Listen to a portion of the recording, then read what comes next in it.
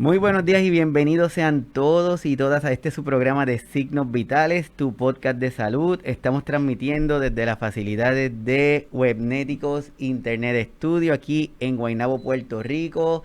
Este sábado caluroso, lluvioso y entre todo un poquito. Estamos aquí desde Puerto Rico. Todos los que se conectan por primera vez, mi nombre es Iván Rodríguez Colón, soy médico de familia y desde este espacio creamos o intentamos desarrollar temas de interés que sean para nuestros cuidadores, para nuestras cuidadoras, para la familia, pero también para todas las personas, porque es importante que en estos tiempos, mientras más información tenemos, más podemos ayudar porque más podemos entender lo que está pasando. Entonces, desde aquí desarrollamos estos temas que sé que el tema de hoy le va a venir de mucha ayuda, de mucho beneficio. Así que todos los que se conectan por primera vez, gracias. También los invitamos para que nos den su like aquí en la página de Facebook, también en el canal de YouTube, que pasen por allí y se suscriban porque los episodios que desarrollamos aquí luego se comparten en el canal de YouTube ya editado y modificado. Así que bienvenidos sean todos y todas. Hoy tenemos un tema que le quisimos llamar la atención de esta forma, invitándolos y a preguntarle si conocían lo que es el sundowning, con la intención de que empezara a buscar, empezaran a preguntarse qué es lo que es. Y yo estoy seguro que mientras vayamos desarrollando nuestra conversación, vamos a empezar a entender lo que es. Y más cuando sabemos que la Organización Mundial de la Salud dice que para el 2050 las poblaciones de adultos mayores cada vez van a ser mayor y no queremos reforzar el mito de que nuestros adultos mayores son personas enfermas. No, al contrario, nuestros adultos mayores son personas activas, que les gusta hacer cosas nuevas, pero mientras van desarrollándose la edad, hay algunas condiciones que pueden presentarse. Así que hoy vamos a estar hablando de este tema de sundowning. ¿Lo conoce? No se vayan, que esto apenas comienza.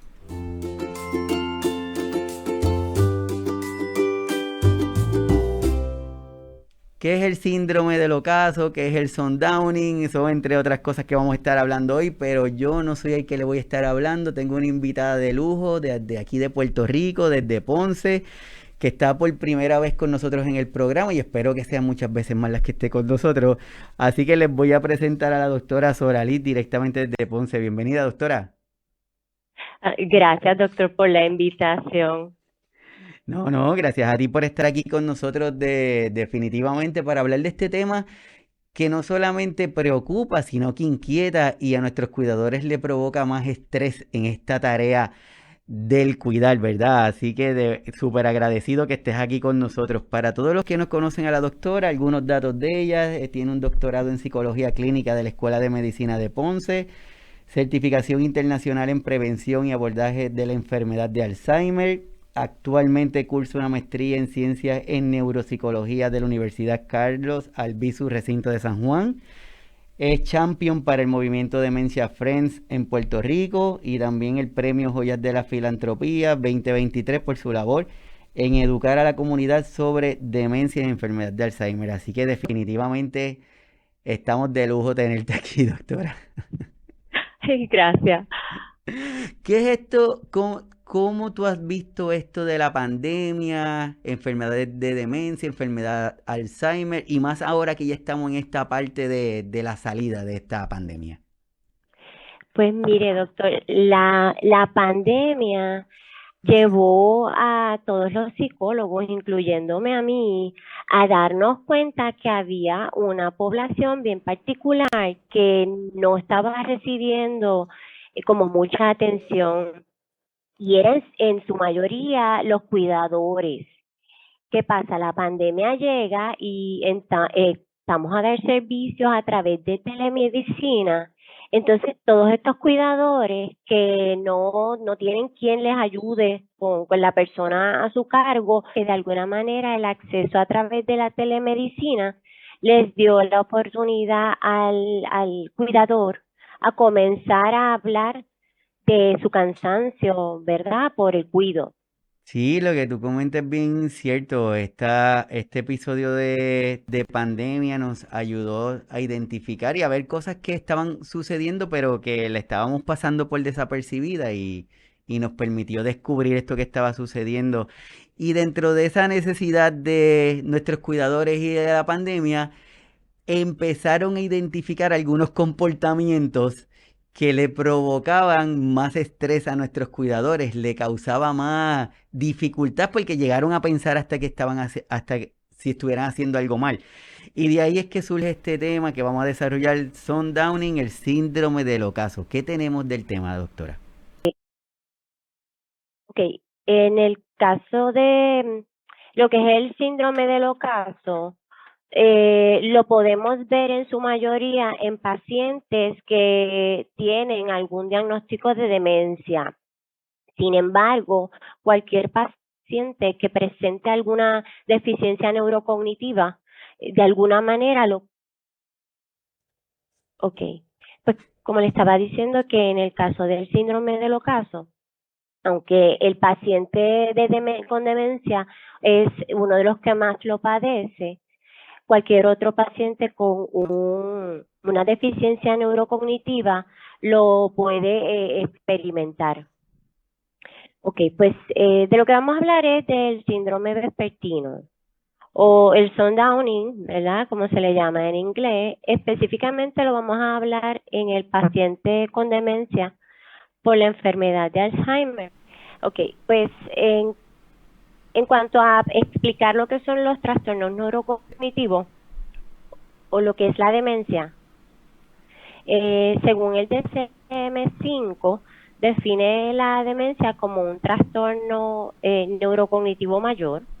Dentro de los trastornos neurocognitivos, en el DSM-5 lo define la demencia como un trastorno neurocognitivo mayor en el que se evidencia un deterioro cognitivo significativo, que yo creo que la palabra significativo es importante señalarla, comparado con un nivel previo de rendimiento en uno o en más dominios cognitivos, que al paciente lo que sí se señala es que el paciente tenemos una base comparativa y cuando se compara su capacidad de reaccionar, de hacer, de responder ante diferentes cosas, pues cognitivamente va perdiendo y al irlo comparando, pues se puede determinar ese deterioro, esa pérdida. Hoy queremos dialogar sobre este síndrome que se conoce el síndrome del ocaso. Síndrome del ocaso ya que provoca algunas alteraciones y como la mayoría de las situaciones que ocurren con nuestros cuidadores, con nuestras cuidadoras, que podemos llegar a pensar que lo que nos está pasando o lo que le está pasando a la persona que estamos cuidando es porque estoy haciendo algo mal, o es porque estoy dejando de hacer algo, o es por alguna situación en particular. Y hoy lo que queremos es ir aclarando este tipo de cosas. Vamos a hablar de los mitos, de las realidades que envuelven este síndrome. Pero, ¿qué significa síndrome? Porque es importante que conozcamos la definición de las palabras. Y el síndrome es un conjunto de síntomas o signos que suelen estar asociados a una enfermedad o a una condición específica. Lo que esto trae es que no es una sola cosa, es un conjunto de síntomas. Síntomas es lo que usted puede estar sintiendo, lo que la persona puede estar sintiendo.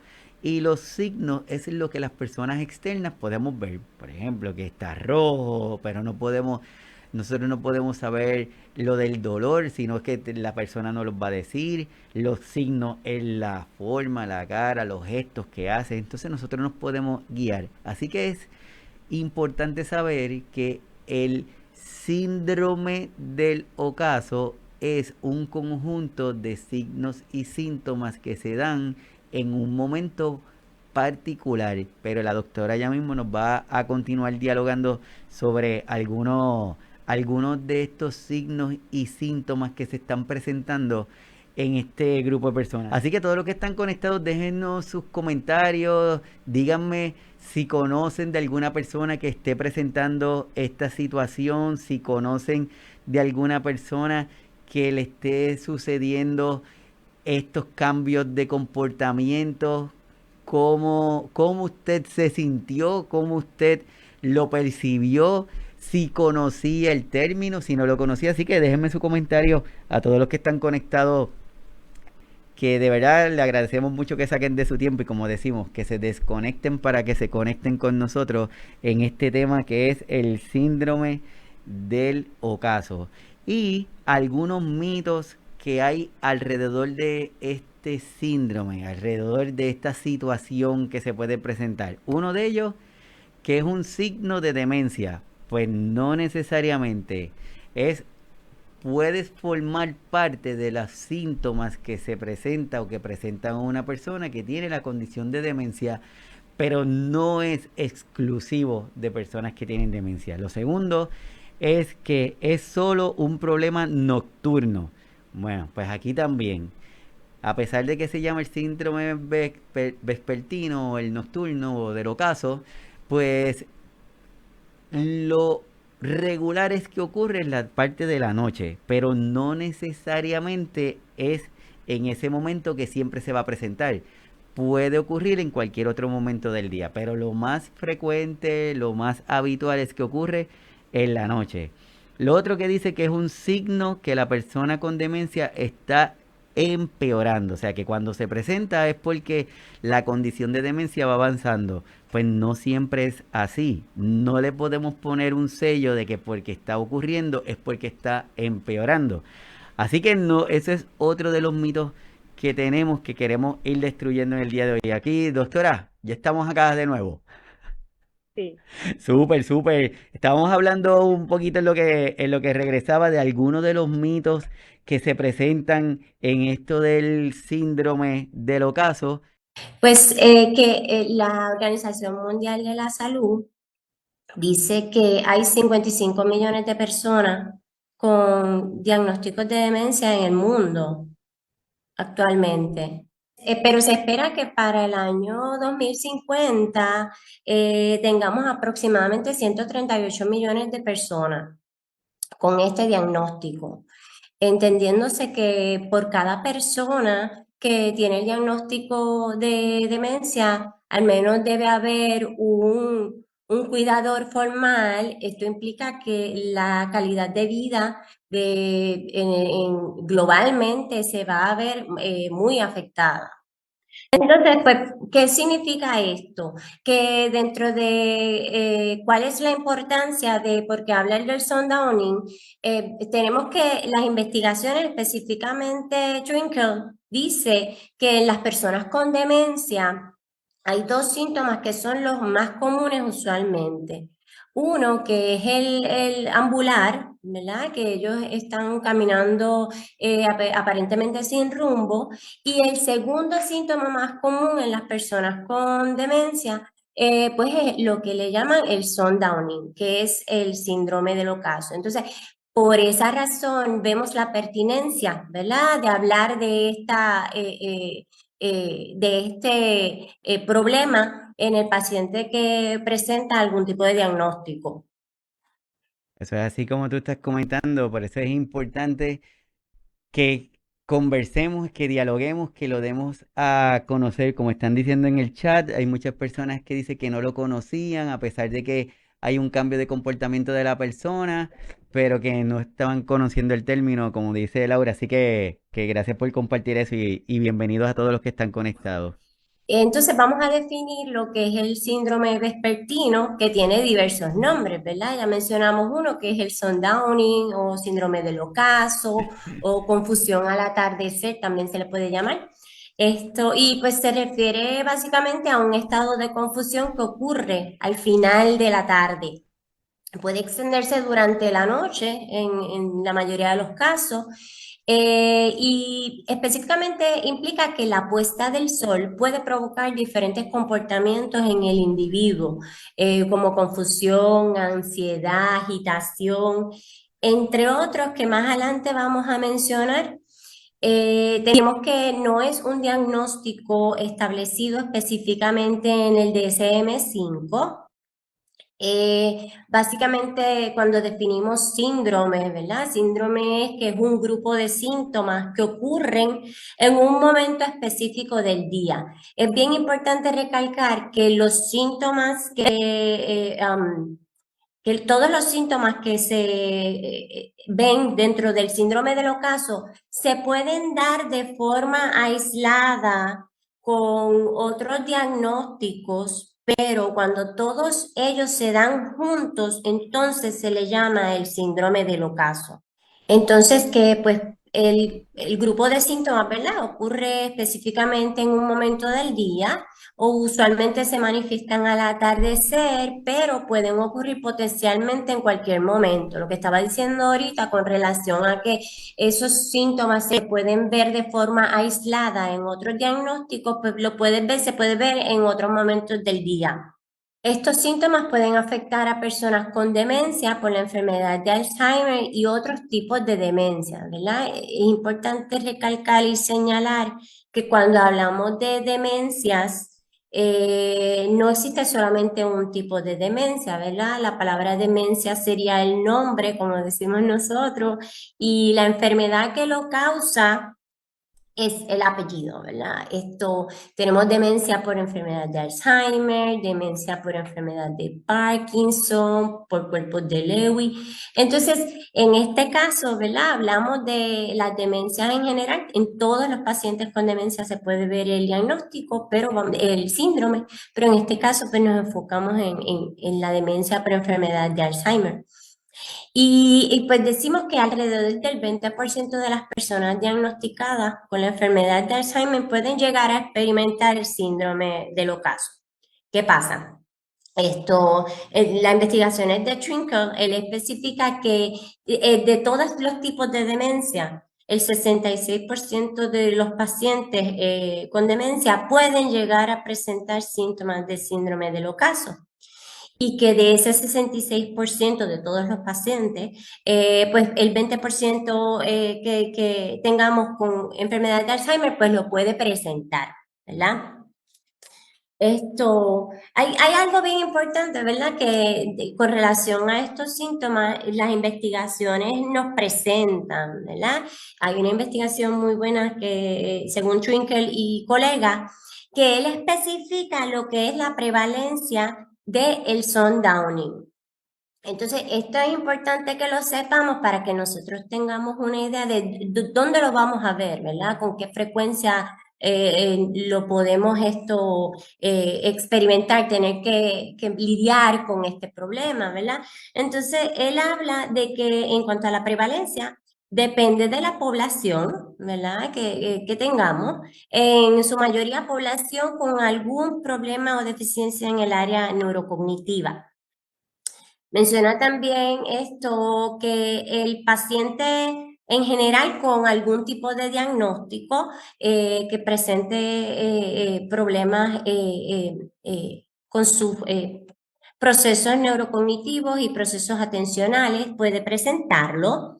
Especifica que no hay diferencia entre ser hombre o mujer con relación a la intensidad de presentar los síntomas. Así que la única cosa que es en común es el hecho de que tenga un diagnóstico, ¿verdad? De demencia o un proceso neurocognitivo deficiente. También menciona que la etapa de la enfermedad en que se encuentra el paciente va a determinar cuál va a ser la severidad de esos síntomas con relación al sundowning. Y estas investigaciones también dicen y especifican que no hay diferencia entre si el paciente está siendo atendido en el hogar o si el paciente está siendo atendido en algún hogar de cuidado. Así que no va a haber diferencia que la gente diga, no, que si está presentando el sundowning porque está en un hogar de cuidado y allí no. No, no, no, no. No hay diferencia, ¿verdad? La investigación dicen que no ha habido diferencia entre si está en casa cuidado por un familiar o si está en los hogares de cuidado. Y un punto bien importante que dice Twinkle es que hay que hablar del sundowning porque cuando hablamos de los síntomas que llevan a la familia a necesitar comenzar a considerar un hogar de cuidado para el adulto mayor, es que el sundowning es la primera causa por la cual los familiares toman la decisión de llevar a su familiar a un hogar de cuidado. Eso que estás diciendo yo creo que es bien importante porque siempre hay preguntas que nos hacen, hay historias que luego tú nos vas a ayudar a entender estos mitos que hay sobre esta condición, pero nos has dado unos cuantos datos ahí que yo creo que son vitales. Uno, que esta condición, este síndrome del ocaso, no es una enfermedad, ¿verdad? No está categorizado como una enfermedad. Lo otro que la prevalencia, y para todos los que nos están escuchando, doctora, cuando hablamos de prevalencia, ¿qué es lo que nos estamos refiriendo con ese término? Es con cuánta frecuencia vamos a ver el diagnóstico o el síndrome. Y cuando hablamos pues, de con cuánta frecuencia lo vamos a ver, en este caso, pues no se va a ver diferencia entre si lo vamos a ver más en hombres o más en mujeres, sino que usualmente lo vamos a ver en la misma cantidad Que con la misma, es tan común en hombres como en mujeres. súper, y yo creo que ese es otro dato bien importante. Y lo que estás comentando del comportamiento o el temor que hay al momento de hacer una transferencia de alguno de nuestros seres queridos a un hogar de cuidado, que le pueden echar como que la culpa, ¿verdad? Es que desde que lo trajiste para ahí eso le pasó, pero no necesariamente es un dato que se ha identificado en las investigaciones. No, de hecho, cuando llega al punto del sundowning el paciente, esa es una de las causas principales por las cuales deciden llevarlo a un hogar de cuidado. No es lo mismo lidiar con una persona en síndrome vespertino cuando tú llevas 18 horas cuidándolo versus lidiar con una persona que está enfrentando síndrome vespertino en donde quien lo va a manejar es una persona que estuvo en un turno de 8 horas y ya cambió por una persona que está fresquecita empezando a atender al paciente. Y ese es de verdad que muy de acuerdo contigo. Y la mayoría de nuestros cuidadores y cuidadoras son cuidadores informales que gracias a esto de la tecnología se han ido educando, han ido buscando más información, pero se enfrentan con estas situaciones y les causa un poquito más de estrés. Y hablando de situaciones, de síntomas, de manifestaciones, ¿cuáles son esas síntomas o esas manifestaciones más frecuentes que podemos ver en estos pacientitos que presentan este síndrome? Ok, las síntomas y manifestaciones del síndrome los podemos dividir, ¿verdad? En lo que son los conductuales, los emocionales y lo que tiene que ver con el estado mental. Cuando hablamos de los conductuales, el sombreado, ¿verdad? O la definición de sombreado es cuando el individuo sigue muy de cerca a su cuidador a todas partes. Esa en particular es una queja grandísima, ¿verdad? De los cuidadores en relación a por ejemplo, me dice, mami siente tanto temor que no me deja ni siquiera ir sola al baño, no puedo dormir tranquila en mi cuarto porque mami quiere que yo duerma con ella. Así que ese síntoma del sombreado que durante el día se puede experimentar, es muy probable que con el sundowning se acreciente, ¿verdad? Sea mayor. Tenemos también que puede haber agitación, el paciente puede mostrar llanto, procesos de insomnio, así que en las noches pues no va a dormir adecuadamente. Y si el paciente no duerme bien, pues el cuidador obviamente tampoco. En algunos casos gritan, se sienten inquietos, no logran, ¿verdad? Encontrar relajación durante la tarde. Pueden haber procesos emocionales, ¿verdad? Que son los síntomas emocionales en donde hay tristeza, ansiedad, el miedo particularmente, que el miedo, ¿verdad? En conjunto con el sombreado, es lo que principalmente en ocasiones los cuidadores se quejan.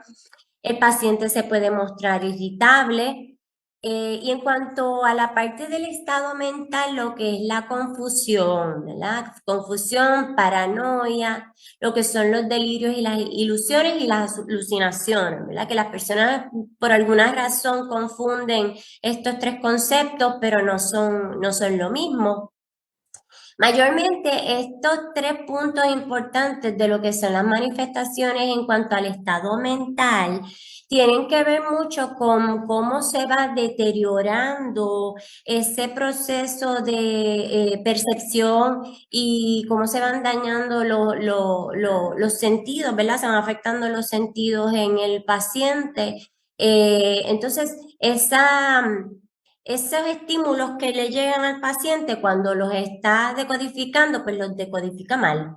Y entonces pues, empieza a crear la problemática específicamente en la tarde, sobre todo por el factor de que baja la luz.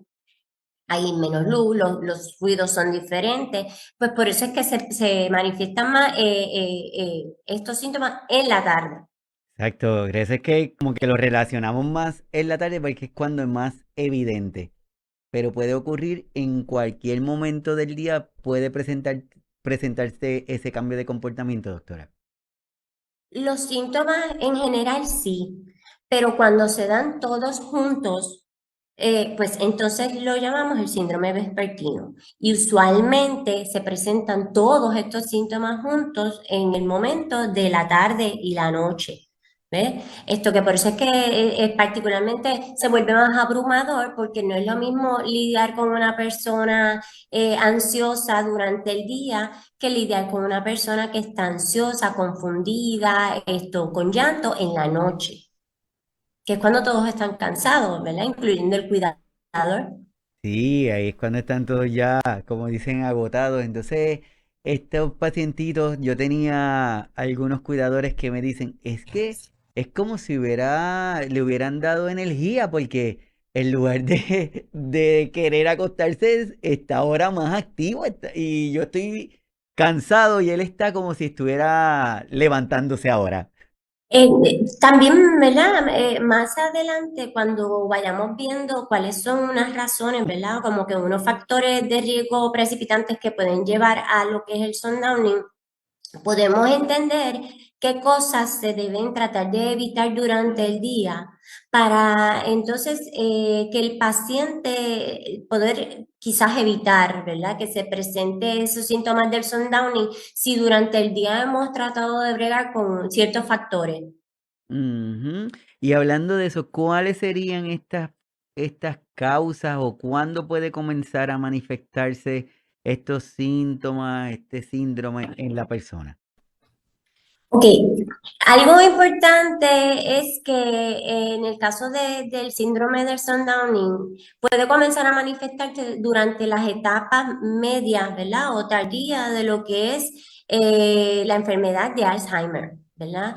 Y generalmente continúa mientras progresa la condición, que sabemos que va por etapas y a medida que van pasando esas etapas, la condición progresa y se van perdiendo cada vez más las posibles destrezas del paciente.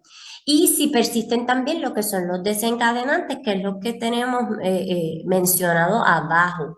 Y estos desencadenantes, uno de ellos, ¿verdad? El principal, los ritmos circadianos del paciente se alteran, que es que se cambian esos ciclos del sueño del paciente, tienden a dormir más en el día y menos en la noche, pues hay que lidiar con eso, tratar de evitarlo para disminuir la posibilidad, ¿verdad?, del sundowning. Hay procesos de insomnio que lo pueden provocar también, u otros trastornos que son comunes del sueño, como también podemos mencionar la apnea del sueño. Esto, procesos de infecciones. Es importante señalar que en el adulto mayor, en ocasiones, ellos como pierden la sensibilidad de ciertas cosas, a veces se dan infecciones, por ejemplo, infecciones del tracto urinario, y ellos no hablan de que tengan síntomas, no mencionan de que tengan síntomas de infección. Entonces, esa infección puede ir subiendo, presentándose y llega un momento que las infecciones, por ejemplo, del tracto urinario pueden causar esto, confusión, inclusive delirios en el paciente. Y entonces es como que, pero ¿qué le sucedió? No sé por qué está tan inquieto. Yo siempre les digo a los cuidadores que un dato importante, una señal importante es que si la persona que está a su cargo tiene un cambio de conducta repentino y agudo, usted debe preocuparse y llevarlo a evaluar. No asuma automáticamente que ese cambio en conducta es asociado al diagnóstico, no lo normalice, porque es muy probable que sea un problema que necesite atención inmediata. Sí que, Y como dije, en este caso, pues lo que son las infecciones.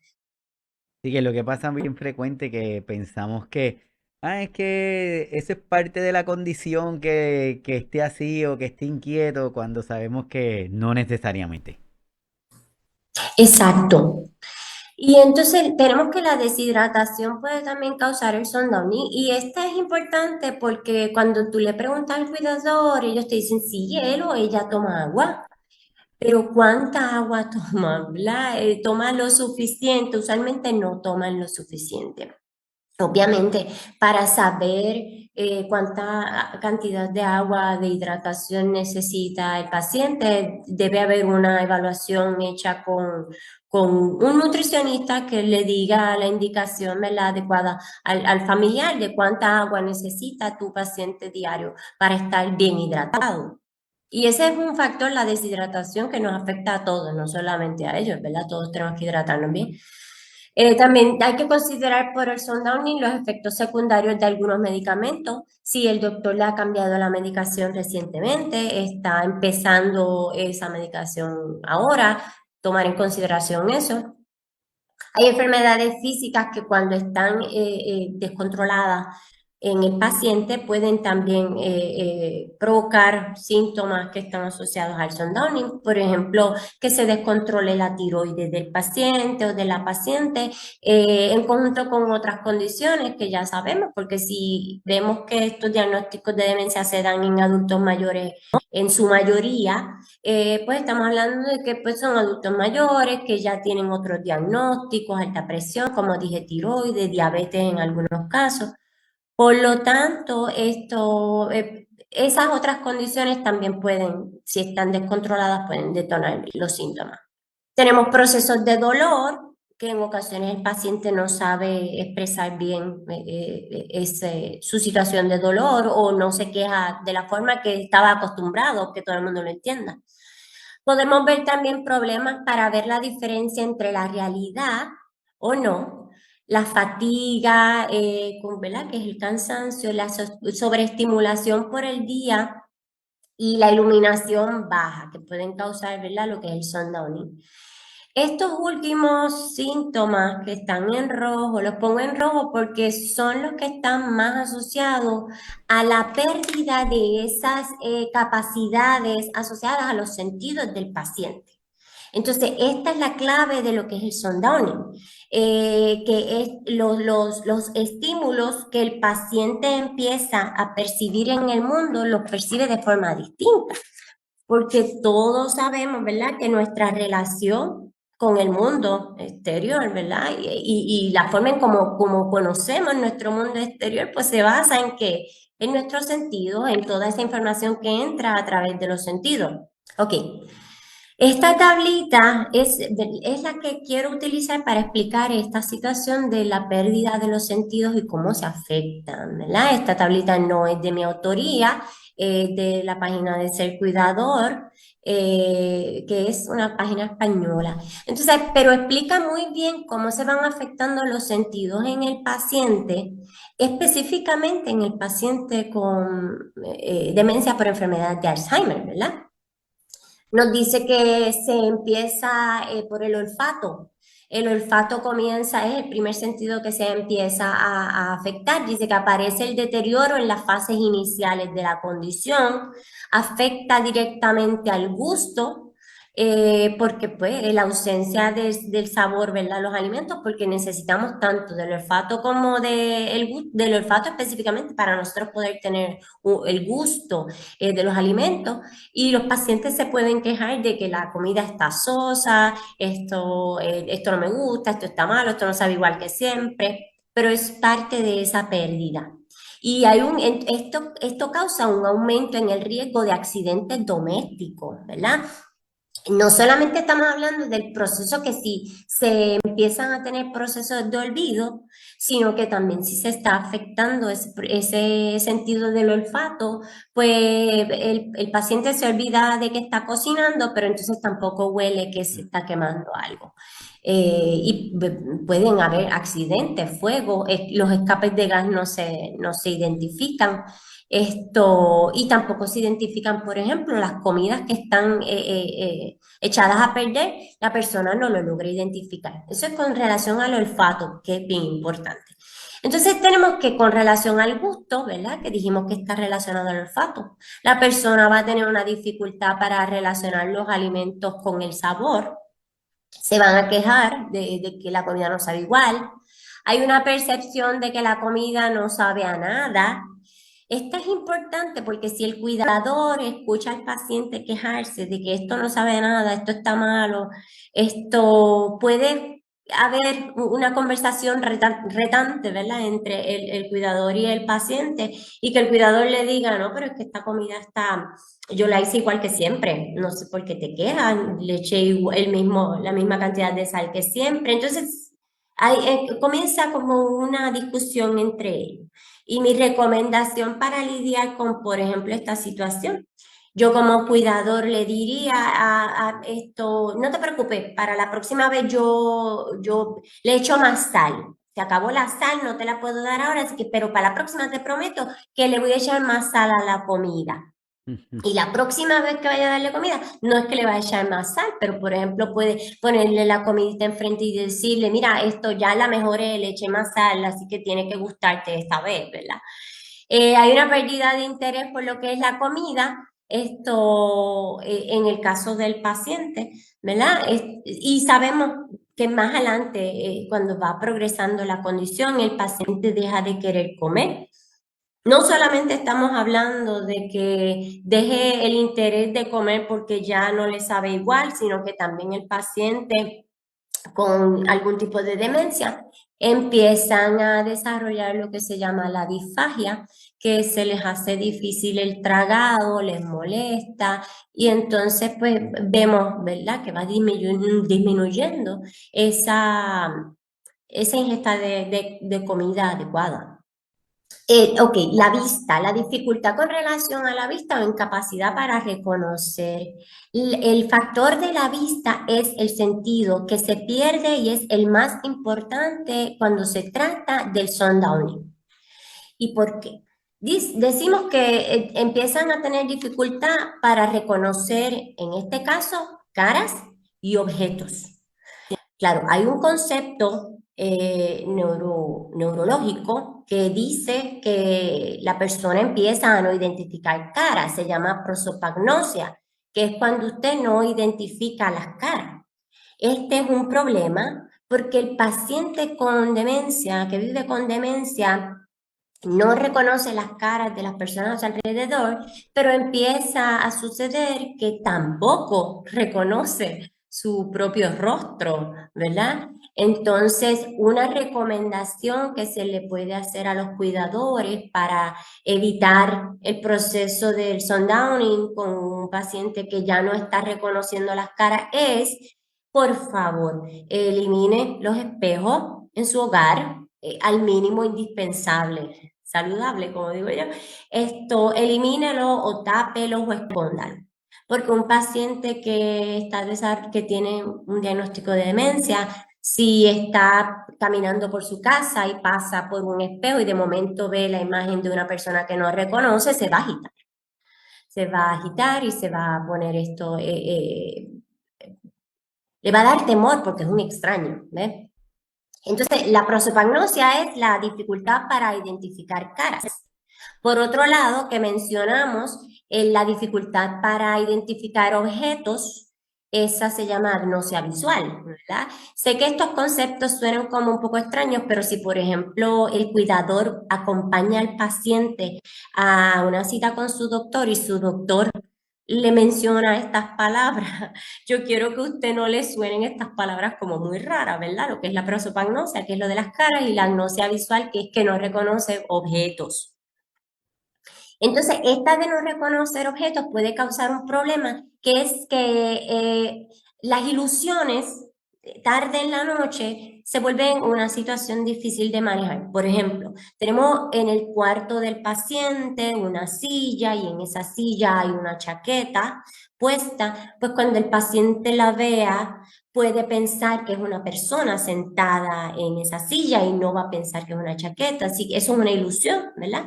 Así que, y porque no está reconociendo el objeto que está en esa silla. Por lo tanto, otra recomendación, aparte de disminuir los espejos en el hogar, otra recomendación es mantener los espacios lo más minimalista posible. Evitar tener muchas cosas en la habitación. Evitar eso de las figuritas y los anaqueles y los curios con cosas, ya llega al punto que hay que, ¿verdad? Que eliminarlo porque puede causar, ¿verdad? Agitación en el paciente. Entonces tenemos también que pues se les dificulta trabajar lo que es los procesos de movimiento con relación a los ojos, a la vista. Algunas tonalidades ya no las identifican bien, así como los contrastes de colores y pueden aparecer alucinaciones visuales. La parte de los ojitos, de cómo la vista se afecta, es bien importante porque la percepción de, por ejemplo, colores bien intensos, patrones, como por ejemplo patrones de cuadro o por ejemplo alfombras con mandalas o cosas bien que tengan mucho diseño, a ellos les puede asustar, puede pensar que esa alfombra redonda con ese color oscuro en vez de ser una alfombra es un hueco en el piso. Así que debemos tomar en consideración cómo se afecta a la vista y le causa la agitación cuando no puede ver mejor que es en la noche. Los procesos de auditivo, que es la dificultad en la percepción, ¿verdad? De los sonidos, problemas en el reconocimiento del lenguaje, que empiezan más bien, esto es receptivo, ¿verdad? Usted le da instrucciones y el paciente no lo entiende. Resulta difícil comunicarse con la persona, usted le da instrucciones y usted ve que no las está procesando adecuadamente. La persona puede sentirse aislada y confusa. Esto puede parecer alucinaciones de tipo auditivo y más bien nuevamente es que no logra codificar bien ese sonido, ¿verdad? Escucha, por ejemplo, un sonido de petardos y puede pensar que son tiros o alguna otra cosa. Su cerebrito no lo codifica adecuadamente. Y por último tenemos lo que tiene que ver con los procesos del tacto, que pues el tacto se manifiesta a lo largo de la enfermedad, se mantiene, ¿verdad? Bastante bien con relación a la condición, se mantiene, es de los que se deteriora menos. Este sentido permite comunicarse, ¿verdad? Con la persona. Es importante el contacto físico con la persona, agarrarle la mano, tratar de que se sienta seguro y ¿verdad? Puede ayudarle con relación al tacto en el paciente. Ahí, en el caso aquí no se menciona lo que nosotros llamamos también el sentido propioceptivo, o vestibular del paciente, pero sí también se afecta, ¿verdad? Que tiene que ver con la dirección asociada hacia dónde ubica la cabecita. Por lo tanto, también se afecta esto y es donde nosotros vemos la dificultad de las personas en cuanto a lo que es orientación. Ese no se menciona, pero ¿verdad? Lo menciono porque también se afecta, ¿verdad? Lo que es el sentido propioceptivo y vestibular.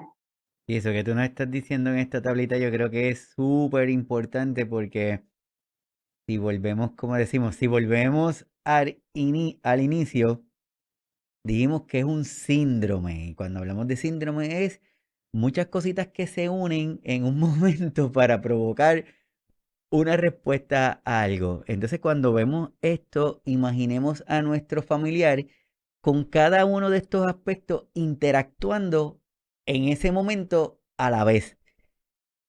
Porque no es como que solamente va a interactuar la parte de la vista y lo demás se apaga. Entonces, cada una de estas áreas que están ocurriendo en ese momento, toda esa información está llegando a la mente de nosotros. Y es como tú dices que a mí no se me había ocurrido, pero diste un ejemplo espectacular.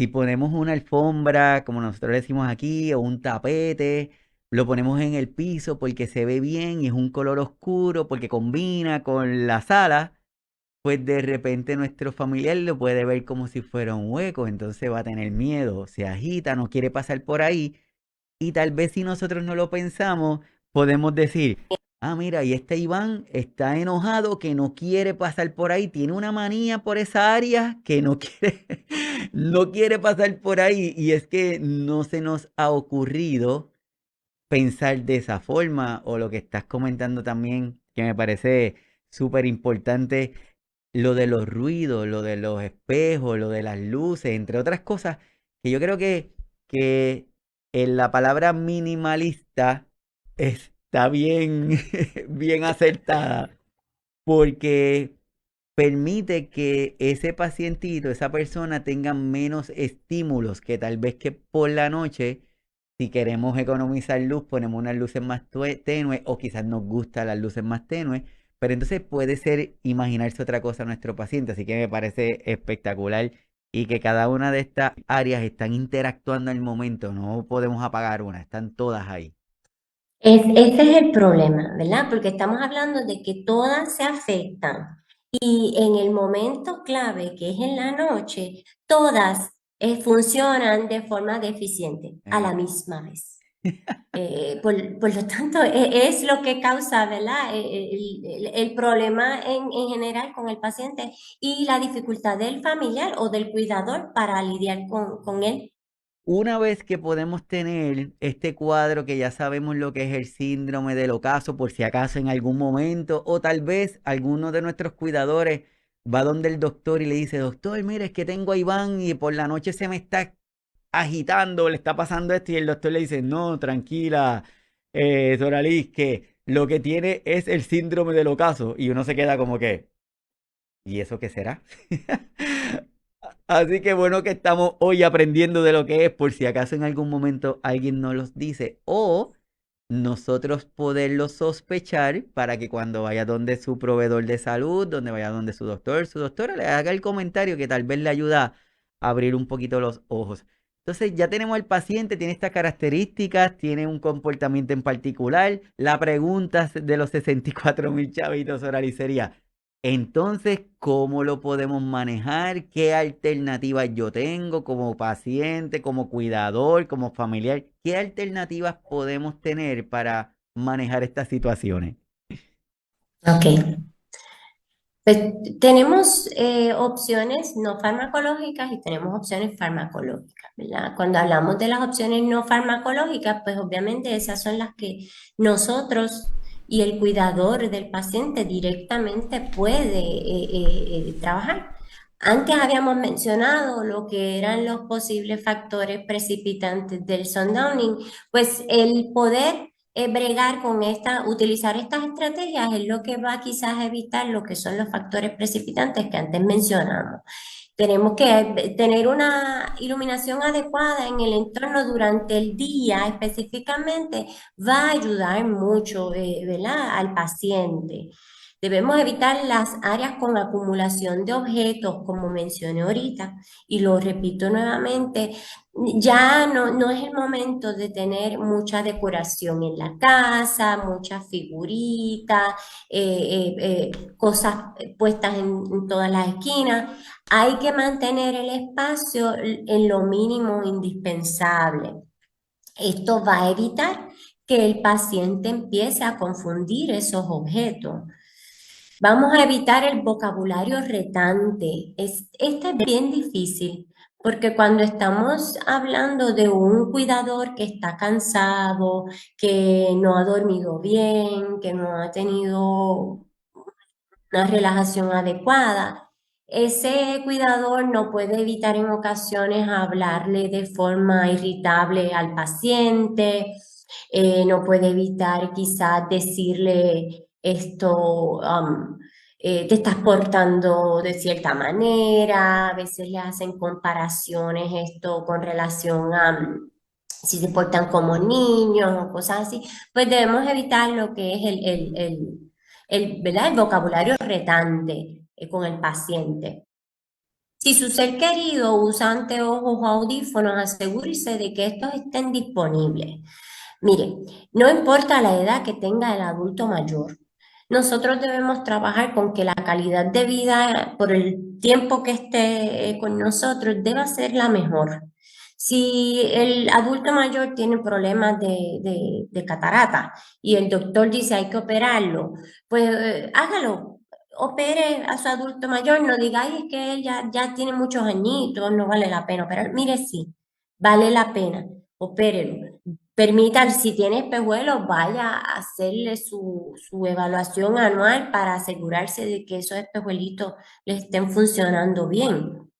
Si el paciente ve adecuadamente, usted está evitando, disminuyendo las probabilidades de un sundowning. Los audífonos. Si su adulto mayor tiene problemitas con su audición, o usted cree que no escucha bien, por favor, haga la gestión para que se le haga una evaluación y si requiere de audífonos, póngale sus audífonos. Esto le da calidad de vida. Esto es importante y vuelvo y digo, no importa la edad que tenga, esto hágalo. Evite el consumo de bebidas alcohólicas. Obviamente, no solo que lo evite, sino en el caso del adulto mayor, vamos, hay que eliminarla. Porque beben otros medicamentos, no hay forma de hacer una unión, no hay forma, no es permitido. No se debe dar la unión de medicación con bebidas alcohólicas, así que eso es un no negociable. Evite las bebidas con cafeína.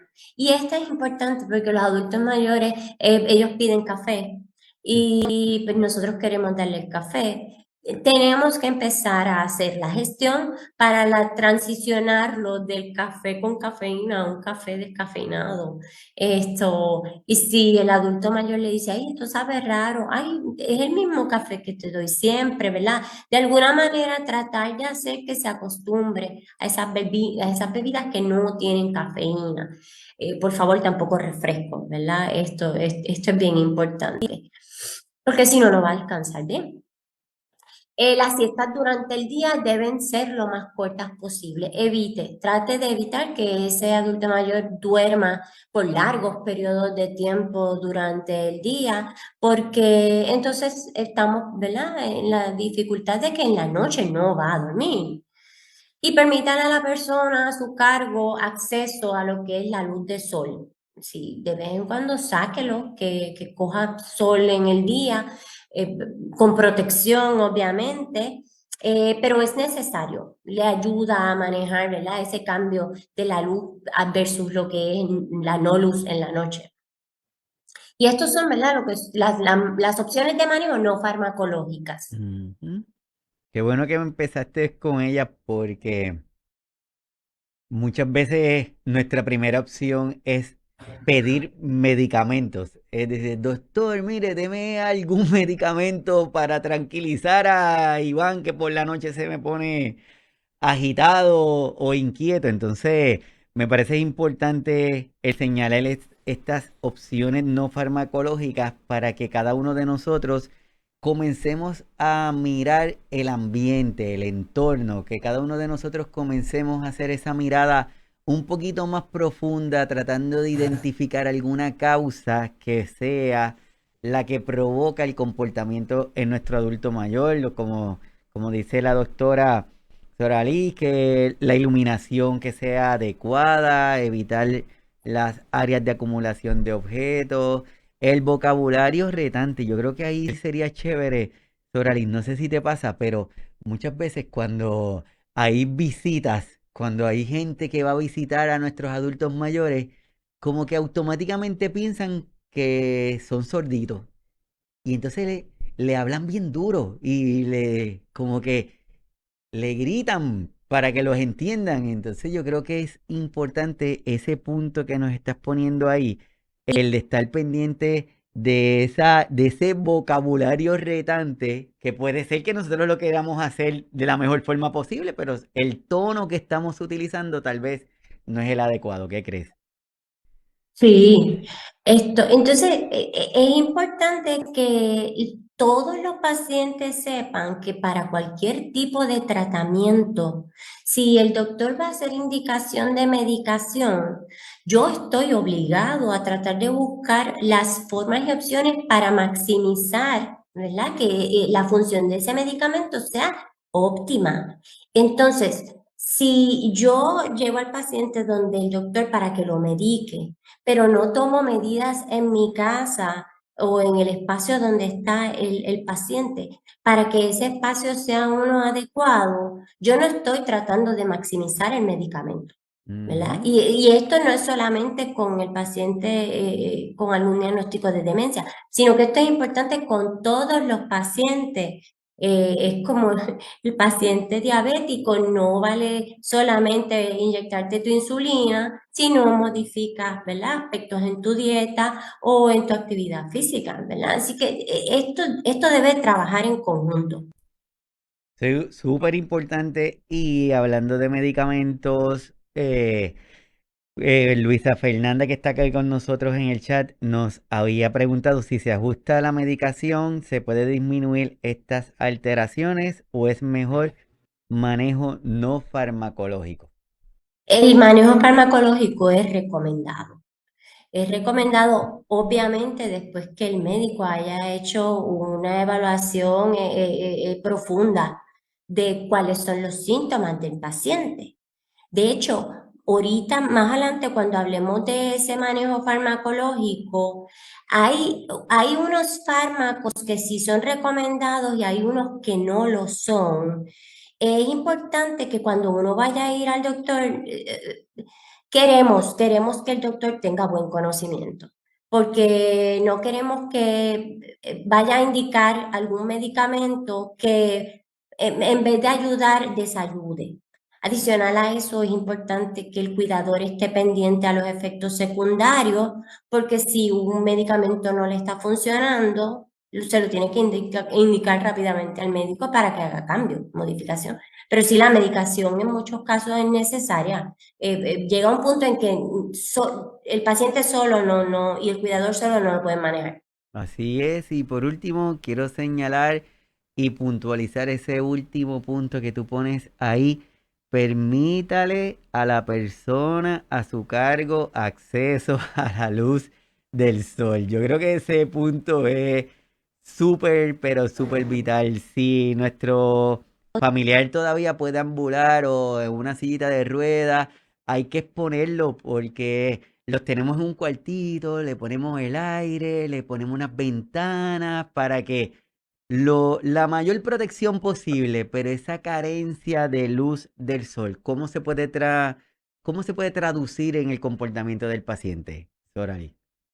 Bueno, aparte de que sabemos que la luz del sol es necesaria, ¿verdad? Para la producción de vitaminas en el cuerpo, tiene que ver con que el paciente tenga, ¿verdad? Vaya manejando la capacidad de entender si es día o es noche.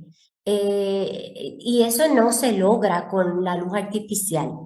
La luz del sol es la que es necesaria para que uno pueda codificar qué momento del día es.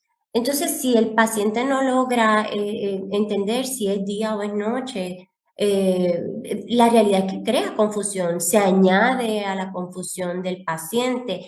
Y vuelvo y digo, no hay forma de tratar de lograr esto con luz artificial. Hay que darle acceso al paciente, una buena ventana, sacarlo al balcón con protección, sacarlo afuera, actividades del parque, esto, patio, llévelo a la playa, con protección, ¿verdad? Pero sí, es necesario darle ese acceso, si no quiere que el paciente se confunda. Creo que es importante darle ese acceso. Entonces van donde la doctora Sorali y le dice, doctora Sorali, nosotros estuvimos escuchando su podcast, en donde nos dieron las recomendaciones no farmacológicas y le hice todo eso a mi mamá, le hice todo. Mi casa está tan y tan minimalista que por poquito no tengo donde sentarme. Y como quiera, mi mamá sigue con este comportamiento. ¿Qué, ¿Cuál sería ese próximo paso, por ejemplo, de medidas farmacológicas? Pues definitivamente hay que aceptar que la necesidad de esos fármacos. Admitir que no puedo sola, tengo que buscar esa ayuda. El uso de la medicación debe estar indicado por un especialista en medicina.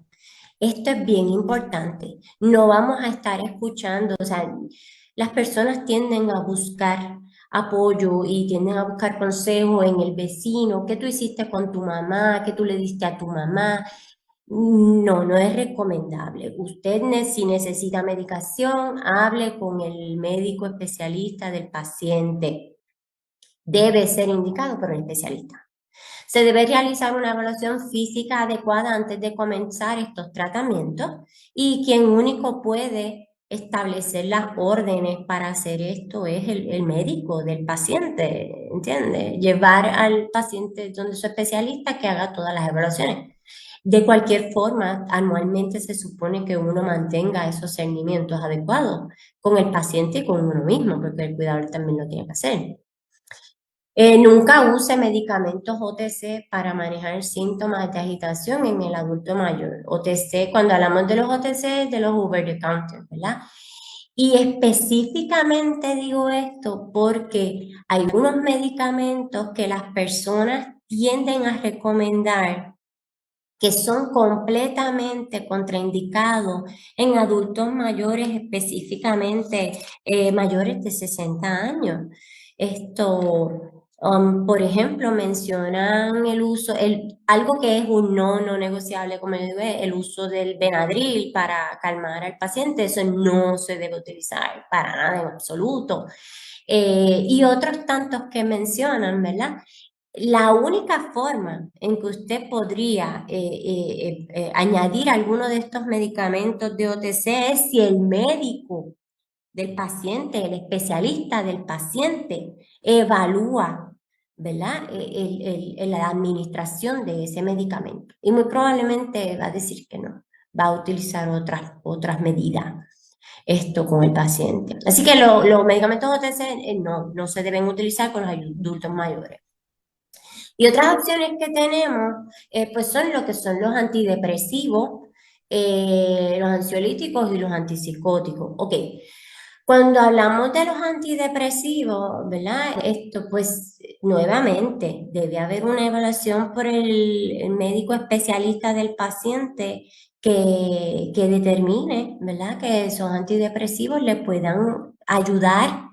Usualmente no se da un antidepresivo solo, se utilizan en combinaciones. El médico, sea el neurólogo o sea el psiquiatra, preferiblemente que tenga una especialidad en geriatría.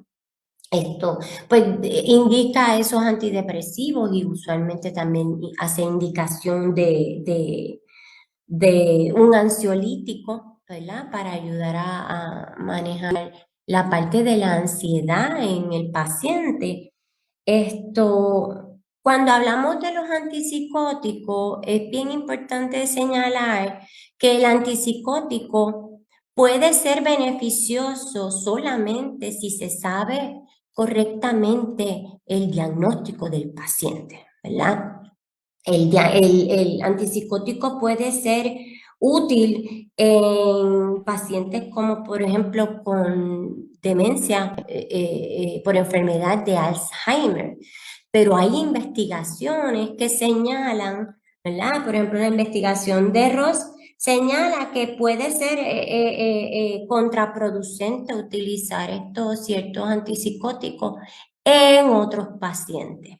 Y quiero verla señalar esto como, por ejemplo, un caso bien común que mucha gente menciona y habla.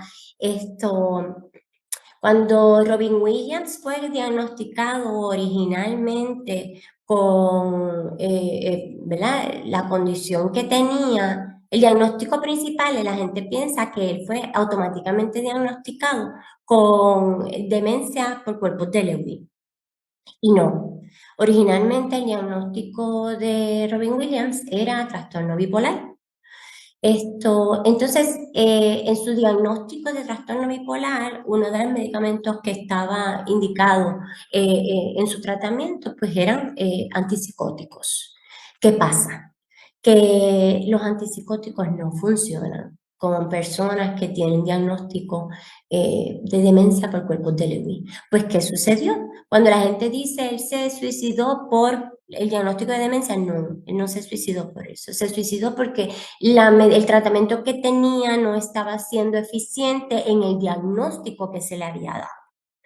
Y entonces, una entrevista muy adecuada que le hicieron a la esposa, ella explica que luego de que él muere, que se hace una autopsia adecuada, entonces se identifica que no era trastorno bipolar, era demencia por cuerpos de Lewy, pues con razón. Él estaba viviendo con esas alucinaciones constantemente. Porque no encontraba un alivio, porque no estaba en la medicación correcta, ¿verdad? Así que el diagnóstico correcto y adecuado es bien importante a la hora de cómo se van a utilizar estos medicamentos. Y es vital que el uso de los medicamentos vaya de la mano con un buen manejo del cuidador, de los cuidadores o de los familiares que estén a cargo del paciente, porque si nos retomamos a la información que nos dio la doctora hace ratito, en donde cada una de las áreas que se pueden ver afectadas, la parte visual, la parte auditiva, la parte de gusto, entonces le dejamos que nuestro adulto mayor sea el que se administre el medicamento y nosotros como cuidadores solamente sabemos que la pastilla amarilla es la que le damos por la mañana y la rosita es la de por la tarde, pero no conocemos cuál es la intención de ese medicamento, no lo conocemos por el nombre, pues podemos crear una situación no deseada al momento de añadir otro medicamento más. Y más, como dice la doctora que lo presenta, que dice que el uso de los medicamentos debe estar indicado por un especialista en la medicina. Si a nuestro vecino Pepito María le da la pastilla tal y le funciona, eso es de Pepito porque se lo indicaron y esperamos de que haya sido una evaluación adecuada para que estuviera tomando ese medicamento. Entonces no, usted no se lo da a su familiar porque no sabe cómo va a responder. Así que cada medicamento es de cada persona, los medicamentos son los medicamentos de cada persona. El conocerlos, el manejarlos adecuadamente es importante porque su doctor o su doctora al momento de prescribir o de indicarle un medicamento va a tomar en consideración si el cuidador, si los familiares o el paciente tienen la capacidad de poder manejarlo adecuadamente. Entonces, ese grupo de situaciones son evaluadas. Así que tenemos nuestras herramientas, están ahí presentes. Yo creo que todo comienza con educarnos. Como dijo la doctora, es educarnos, es conocer estos síntomas de este síndrome, es identificarlos. Porque si lo identificamos, nos educamos, podemos ir mirando esas medidas no farmacológicas. No fueron efectivas, pues el próximo paso es buscar otra alternativa con su doctor o con su doctora.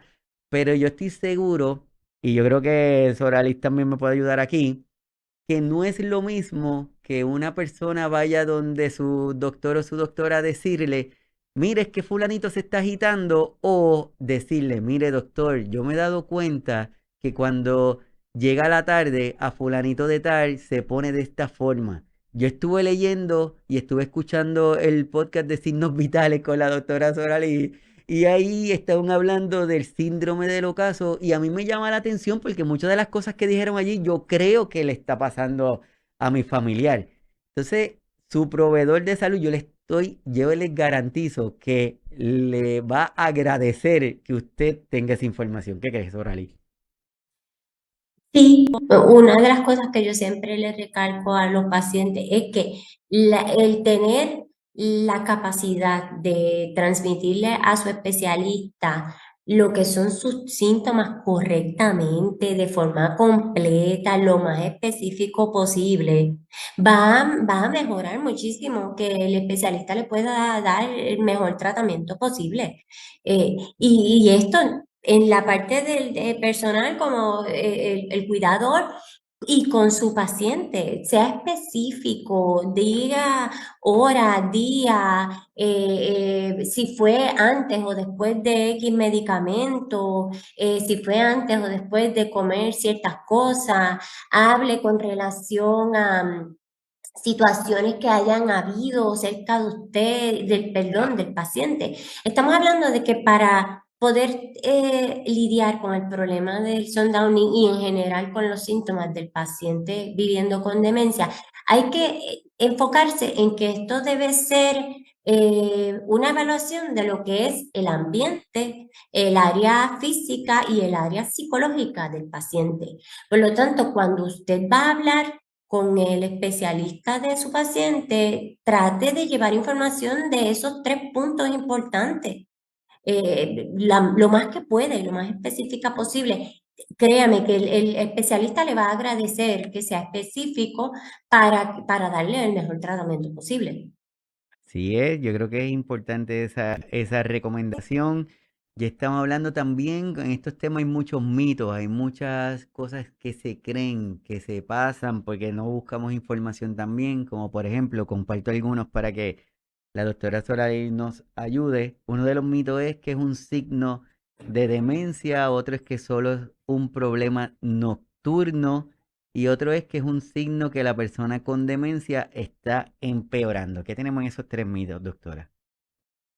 Bueno, con relación a que es un signo de demencia, pues el síndrome del ocaso, si la persona tiene todos los síntomas, no necesariamente lo va a presentar una persona exclusivamente con algún diagnóstico de demencia, ¿verdad? Al principio de la presentación dije que personas con alguna deficiencia neurocognitiva por alguna otra razón, pueden presentar los síntomas del síndrome del ocaso porque van perdiendo lo que mencionamos de la capacidad en los sentidos. Así que es un signo de demencia, pero también puede ser un signo que se ven en otras condiciones.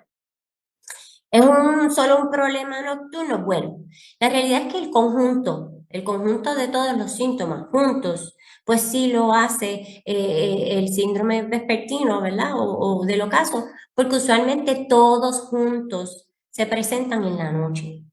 Pero cuando lo vemos de forma aislada en algún momento del día, pues no le vamos a llamar síndrome del ocaso, ¿verdad? Esto en ese caso. Y que es un signo que la persona con demencia está empeorando. Dice, no siempre es así, ya que la persona con demencia lo pueden experimentar en cualquier etapa de la enfermedad. Esto es importante recalcar que tiene que ver con cómo, ¿verdad? Se va desarrollando, ¿verdad? La condición. Hay pacientes con enfermedad de Alzheimer que se deterioran más rápido que otros por diferentes razones. No necesariamente tiene que ver por la falta de acceso a tratamiento, sino que quizás esto por la manera en cómo no aceptan el diagnóstico, ni el paciente ni su familia. Puede causar, ¿verdad?, que se deteriore con más rapidez o más facilidad el paciente. Así que sí, podría en algunos casos verse como un progreso en la condición, pero se puede dar en diferentes momentos. Otro de los mitos es que no hay nada que se pueda hacer para tratar el síndrome del ocaso, solo afecta a las personas con demencia de Alzheimer y los cuidadores no pueden hacer nada para ayudar a las personas con el síndrome del ocaso. Definitivamente todos esos son, ¿verdad? Son mitos. Y entonces la conversación que acabamos de tener, ¿verdad? Vemos las evidencias de que sí hay posibilidades de manejo, de que lo podemos ver, como dije, en personas que presenten alguna deficiencia neurocognitiva, sea por algún tipo de demencia, como dije, o por algún otro diagnóstico. Así que sí lo podemos ver en todo tipo de personas, pero vuelvo y repito que en los síntomas de los pacientes con demencia es el segundo síntoma más común, el sundowning, en el paciente que presenta algún tipo de demencia. Así que todos los que están conectados, gracias por estar conectados con nosotros. Estamos hablando hoy con la doctora Zoralis Medina Colón, psicóloga desde aquí, desde Puerto Rico, sobre el tema del síndrome del ocaso, un síndrome que definitivamente debemos de tenerlo pendiente, educarnos, conocerlo, saber y entender que la persona que lo está padeciendo, que lo está presentando, tenemos opciones de cómo manejarlo y de cómo poder trabajar. Así que es seguir creando estos espacios de conversación. A modo de resumen, ¿cómo le pudiéramos dar ese resumen de este tema a todas las personas que van a estar visitando el episodio y los que van a estar escuchándolo luego? Bueno, primero que nada, que el síndrome vespertino se clasifica en un proceso de que tiene unos grupos de síntomas que se pueden presentar específicamente en un momento del día que generalmente es llegada a la noche y se puede extender durante toda la noche. Se pueden ver, ¿verdad?, los síntomas en personas con alguna deficiencia neurocognitiva, pero es bien usual y bien común en personas con diagnósticos de demencia. En este caso hemos hablado de la demencia por la enfermedad de Alzheimer. Tenemos que identificar que se caracteriza en su mayoría por síntomas de confusión, puede haber ansiedad, llanto, y que tiene que ver específicamente con la dificultad del paciente para manejar los estímulos durante la noche, porque se disminuye la capacidad del paciente para decodificar, ¿verdad? Su cerebrito no codifica adecuadamente los estímulos que entran por los sentidos. Hicimos, ¿verdad?, ese resumen de cómo es que se afecta cada uno de los sentidos para entender mejor qué es lo que vamos a estar viendo en el paciente, y que hay unas opciones no farmacológicas que debemos trabajar en nuestro hogar. Mencionamos que la eliminación de los espejos puede ser útil, el permitir que el paciente tenga acceso a la luz del sol durante el día, el factor de mantener los espacios lo más minimalista posible, eliminar el tener muchas figuras y muchas cosas dentro de la casa, e inclusive el cuarto donde duerme la persona que estamos cuidando. Esos son, ¿verdad?, algunos tips para manejar lo que es lo no farmacológico. Y dentro de lo farmacológico, pues específicamente dijimos que es importante que sea un médico quien haga la medicación, quien la sugiera, que no debemos utilizar medicamentos comprados en la farmacia que no sean indicados por el médico. Y entonces también tomamos en consideración que sí pueden haber el uso a través de que pueda indicarlo el médico o el neurólogo del paciente o el psiquiatra del paciente, uso de antidepresivos, uso de ansiolíticos, y en algunos casos, si se sabe cuál es el diagnóstico correcto, puede hacerse uso de antipsicóticos. Muy bien, excelente. Me parece que es súper importante eso que acabas de decir. No quiero terminar para hacerte una pregunta que está haciendo Rosa Delgado. Dice, bueno, y si un paciente con Parkinson, y si es un paciente con Parkinson y además presenta el síndrome del ocaso, ¿cómo se debería de manejar? Aparte de utilizar las estrategias no farmacológicas, pues también sí se debe coordinar evaluación con el médico para que le provea, ¿verdad?, medicación al paciente. En el caso de los pacientes con enfermedad de Parkinson, ¿verdad?, el doctor tiene que considerar cuáles son esos medicamentos de salud mental que afectan lo que tiene que ver, ¿verdad? La dopamina en el cerebro, porque está relacionada, ¿verdad? Lo que es el paciente con Parkinson, y considerar cuál es la mejor medicación con el paciente. Pero mi recomendación sería, aparte de hacer mejorar el espacio en donde está el paciente, sí, coordinar cita con el médico para que le ayude con medicación que sea adecuada por ese diagnóstico.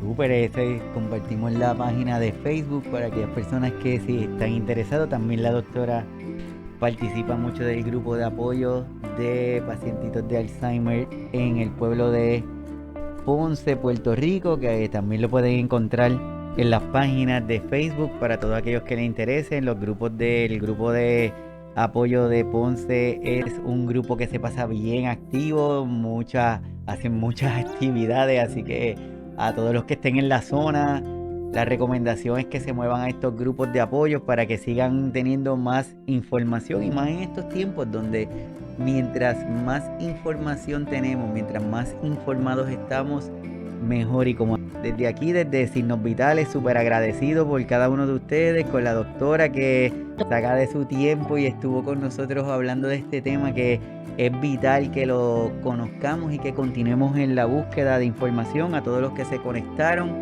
a todos los que están presentes, pasen por la página y por el canal de YouTube para que se suscriban al canal. Le pedimos que lo hagan para que sigan aumentando la cantidad de personas que están conectadas, para de esa forma el algoritmo descubra el canal y más personas se puedan beneficiar del contenido que tenemos en él. Así que desde aquí, un agradecimiento súper a la doctora. Espero que la volvamos a tener en un próximo episodio de Signos Vitales. Que la pase bien, y a todos los que se conectaron, muchísimas gracias. Así que hasta el próximo sábado. Bye. Gracias. Bye.